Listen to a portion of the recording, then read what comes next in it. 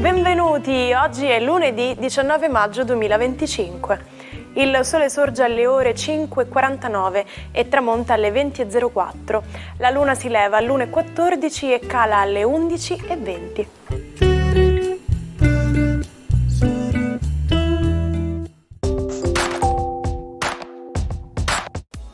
Oggi si celebra San Celestino.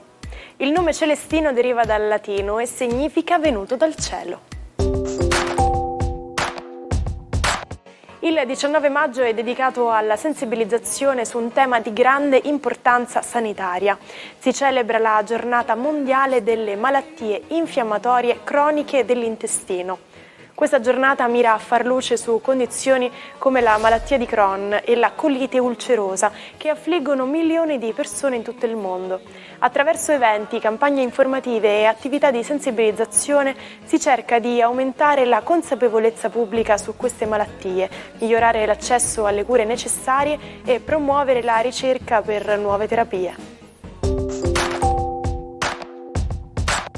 Iniziamo oggi con l'attore e regista Michele Placido, che spegne 79 candeline. Conosciuto a livello internazionale per il ruolo del commissario Corrado Cattani nella celebre serie televisiva La Piovra, ha vinto numerosi premi, tra cui l'Orso d'Argento al Festival di Berlino per il miglior attore e 4 David di Donatello. Passiamo poi all'attrice Isabella Aragonese, che compie 44 anni. Nata a Palermo, è stata notata per la prima volta nel film Nuovo Mondo di Crialese, ma è stata la sua interpretazione nella commedia Tutta la vita davanti di Virzì a consolidare la sua popolarità. Infine festeggiamo i 77 anni della trasgressiva modella, cantante e attrice giamaicana Grace Jones, nota per il suo stile androgino e la sua inconfondibile energia. Carismatica figura della musica disco pop, la Jones si è divisa tra diverse carriere, riuscendo sempre a stupire per i suoi look stravaganti.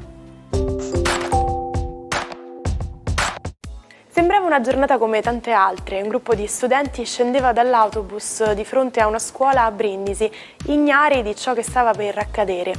Ma improvvisamente un boato, poi l'esplosione di una bomba artigianale nascosta vicino ai cancelli dell'istituto.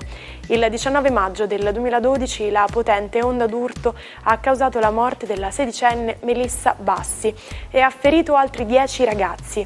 L'autore dell'attentato è stato condannato all'ergastolo. Ma come si misura l'umidità nell'aria? Lo strumento che si utilizza viene chiamato igrometro. Sapete che esiste una tipologia di igrometro che utilizza dei veri e propri capelli? In condizioni di bassa umidità il capello tende ad accorciarsi e questa variazione viene registrata da una strumentazione legata alle estremità. I capelli devono rientrare nello standard del colore e del grasso presente in essi. Una favola moderna che ha fatto sognare il mondo intero, con il castello di Windsor come sfondo e la coppia che si giurava amore eterno.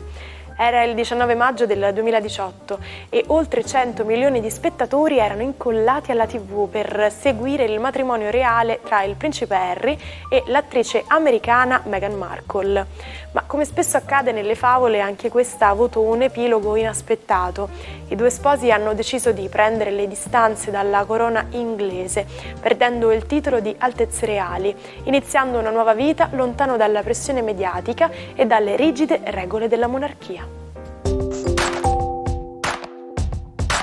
Oggi parliamo di touch on wood, che letteralmente significa toccare il legno ed è utilizzato per allontanare la sfortuna. Questo modo di dire ha origini antiche legate alle tradizioni popolari che credevano che toccare un albero sacro potesse portare fortuna o benedizioni, perché dentro gli alberi si credeva appunto ci fossero degli spiriti buoni. In Italia l'espressione toccare ferro ha lo stesso identico significato. Quindi se volete evitare la sfortuna, ricordate di toccare ferro.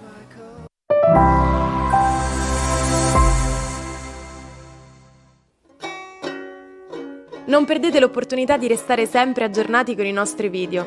Iscrivetevi e attivate le notifiche per non perdere nessun nuovo contenuto.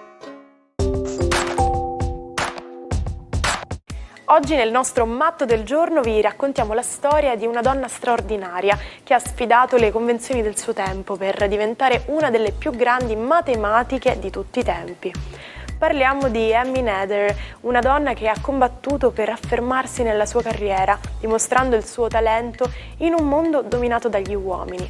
Ha lavorato duramente senza mai perdere la passione, ottenendo importanti risultati applicando la teoria della relatività di Einstein. Ma la sua vita non è stata facile. A causa delle leggi razziali del 1933 è stata costretta a rifugiarsi negli Stati Uniti, dove trovò il meritato riconoscimento e insegnò fino alla sua prematura morte per un tumore nel 1935. Ci salutiamo con la frase del giorno. Non basta sapere, si deve anche applicare. Non è abbastanza volere, si deve anche fare. Grazie per essere stati con noi anche oggi, vi aspetto domani sempre qui per un nuovo appuntamento dell'Almanacco. Buona giornata dalla vostra Martina.